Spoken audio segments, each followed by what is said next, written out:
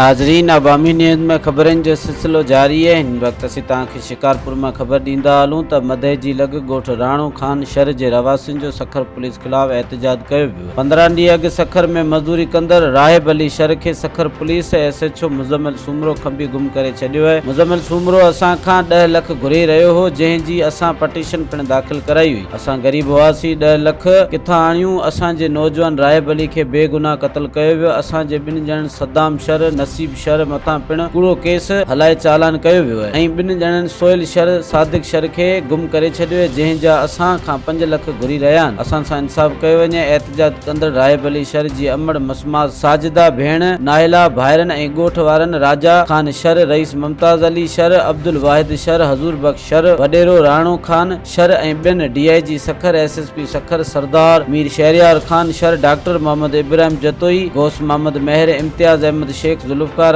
Ali Khan, Agha Suraj Khan Durrani, chairman Shar Ittehad Mir Khalid Hussain Shar ऐं ॿिनि वसवारनि खे अपील कई है त असां सां इंसाफ़ कयो वञे। गुम करे तंहिंखां सवाइ नंढड़ा ॿिया बचड़ा आहिनि 2 3 4 उहे बि गुम कया अथनि। चालान पियो जेल ते पढ़िया वारा 2 चालान कया अथई, ॿिया अञा तगार न कया अथई। सऊदी मार्केट में असांजो मज़दूर भाउ ॿधी उनखे वञी गिरफ़्तार कयईं। मालिक वीचारा थरे ते पहुता, जंहिंमें जांच जूच में ॿिया बि 4-5 माण्हू वठी वियो। कंहिंखां पैसा वरितईं, कंहिंखां घुरणु शुरू थियो। हाणे 3 माण्हू उते ॾेखारिया अथई। हिकिड़ो माण्हू मारियो अथई ऐं हिकिड़ो माण्हू अञा गुम कयूं वेठो आहे।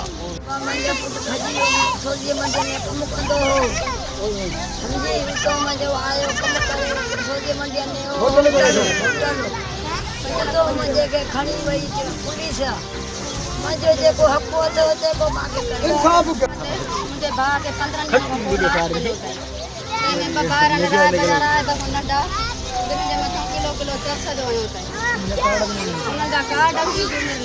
मज़ीद खबरों और तफसीलात के लिए विजिट करें हमारी वेबसाइट www.awamiNewsHD.com।